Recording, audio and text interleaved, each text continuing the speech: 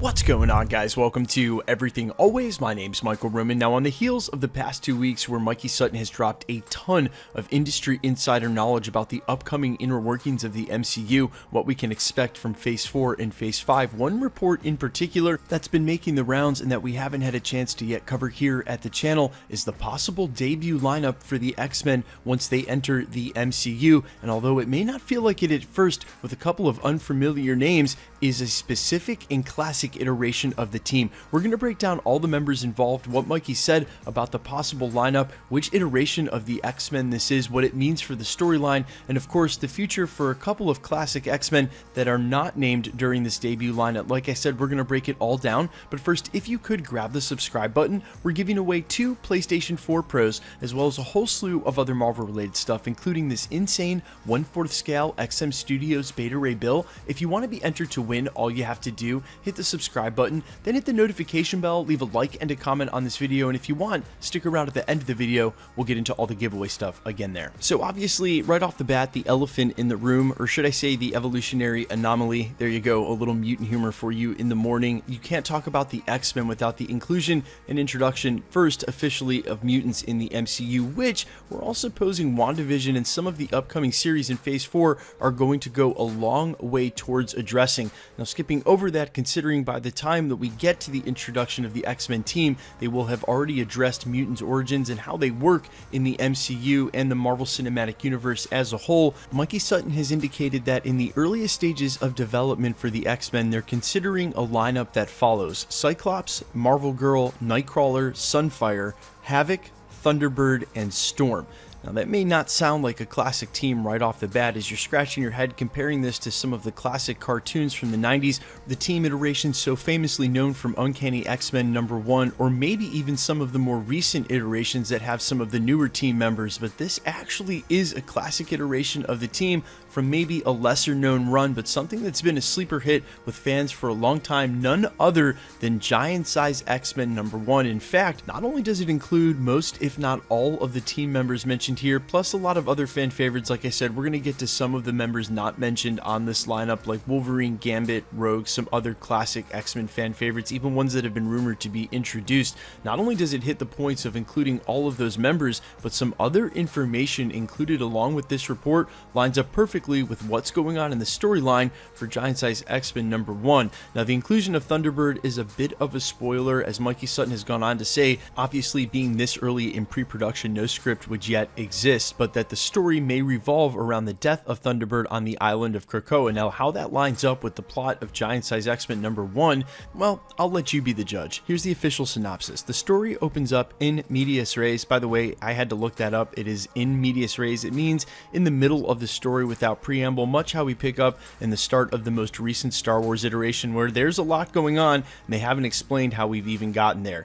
In the opening of the story, with Professor X recruiting a new team of X-Men to rescue the original X-Men, Marvel Girl, Iceman, and Angel, but not Beast, who had left the team, plus X-Men recruits Havoc and Polaris, who had disappeared on a mission to the island of Krakoa, with only their team leader Cyclops escaping. The new team consists of Sunfire and Banshee, who had been introduced in earlier X-Men comics, Wolverine, who had made his first appearance in the Incredible Hulk 181, October of 1974, and the newly recruited Storm, Nightcrawler, Colossus, and Thunderbird. These members are gathered from all over the world, and Professor X uses his telepathic powers to teach them all English so they can communicate with each other. That's a really nice touch there. The synopsis concludes by saying the team soon learns that Krakoa is not just an island, but a giant mutant as well. Despite a number of personality clashes among the individual members, the new team succeeds in rescuing the old X-Men as well as destroying the island by shooting it into outer space with Polaris's power. The issue ends by posing the question of the future of a 13-member X-Men team.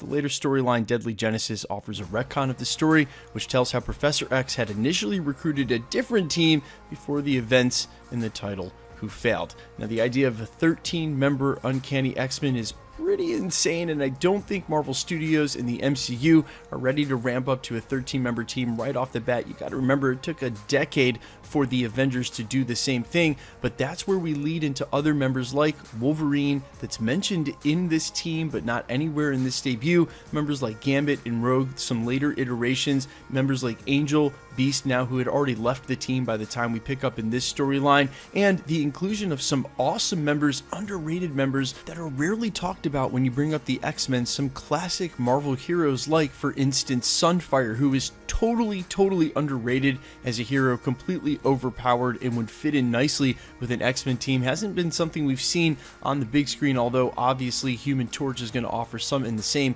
He has the power of the sun. The main point being is that Marvel Studios is trying to do something different with the X-Men, much in the same way that they did with Spider-Man. We've talked about this before, them specifically wanting to stray as far as they can from previous iterations of these franchises, specifically over at Fox and Sony as well, but in some cases they just can't do that. There's no way they're going to introduce an X-Men team without having introduced Wolverine. It just may be that Wolverine and some of these other members like Gambit make their debut and show up in ancillary movies and roles before making their way onto the main team. And we've heard a lot of rumors here recently about what's been going on with Wolverine. We just ran an expose some days ago from the infamous Roger Wardell that Wolverine will play a part in Black Panther 2, and then you think about all the setup that's coming with Falcon and the Winter Soldier, and more specifically in Black Widow, knowing that Thunderbolt Ross has his finger, or at least has tried to have his finger and thumb on top of what's been going on with superheroes throughout the entirety of the Infinity Saga. He is indeed obsessed with them,